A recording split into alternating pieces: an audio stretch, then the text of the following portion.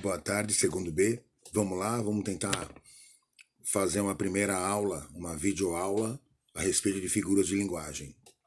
Bom, então figuras de linguagem, elas têm um significado importante na oração em que elas aparecem. E por isso que elas foram criadas, para dar sentido e dar, às vezes, emoção, deixar a gente demonstrar por palavras o que realmente estamos sentindo e dar significado, de fato. Para entendermos figura de linguagem, nós temos que entender dois conceitos: denotação e conotação. Então vamos lá. Primeiro conceito: denotação.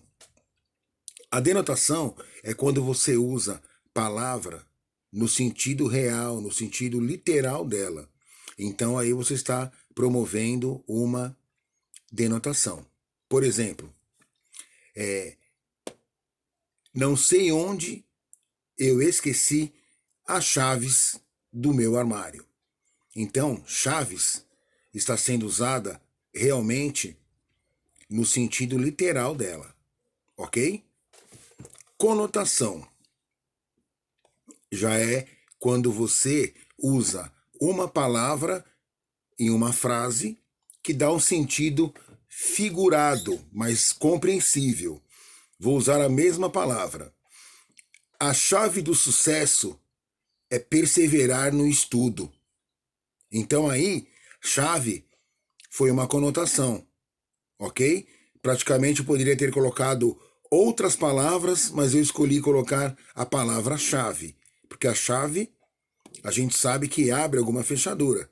E aí, no caso, a chave colocada nessa conotação, ela está dizendo que se você estudar, você vai progredir, vai ter sucesso, ok? Outra parte. Agora vamos começar com figuras de linguagem. Figuras de linguagens de som. Então a primeira figura de linguagem de som é a aliteração. A aliteração ocorre quando você usa uma mesma letra em várias palavras daquela oração, para começar as palavras, né? Então, por exemplo, aquela antiga: o rato roeu a roupa do rei de Roma. O que houve? Uma sucessão de R's em todas as palavras. Então, dessa maneira, ocorre uma aliteração, ok? Agora nós vamos para a assonância. A assonância é quando você fala assim, por exemplo, o que o vago é incógnito do desejo. Percebe?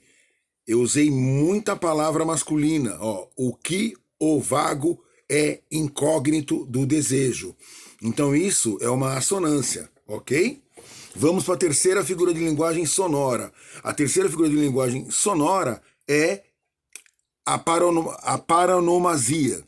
A paronomasia, desculpem aí o trava-línguas. A paronomasia é quando você tem palavras de mesma dicção, vamos dizer assim, só que ela tem sentidos distintos. Por exemplo, uma música do Renato Teixeira e Almir Sater: conhecer as manhas e as manhãs, o sabor das massas e das maçãs. Percebam, manhã, praticamente o modo de falar, exceto a entonação que o tio traz, é a mesma. Massas e maçãs, praticamente você está falando a mesma palavra, exceto a entonação do tio. Então aí existem a figura de linguagem.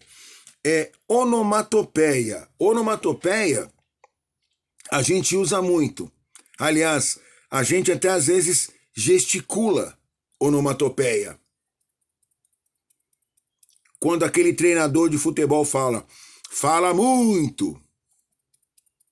Onomatopeia gesticular. Mas a onomatopeia, ela seria assim, ó. Você está contando uma história, aí no meio da história, você vai praticamente cortar um trecho. Aí você fala aí, ó, blá, blá, blá, blá, blá, blá, blá, blá, blá, e de repente eu cheguei no lugar. O lugar estava repleto de pessoas e de repente começou a tocar a música, ok? O blá blá blá blá blá blá blá é uma onomatopeia.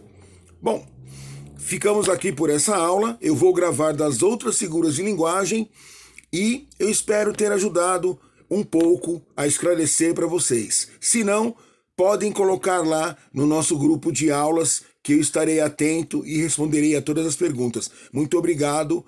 Até a próxima aula.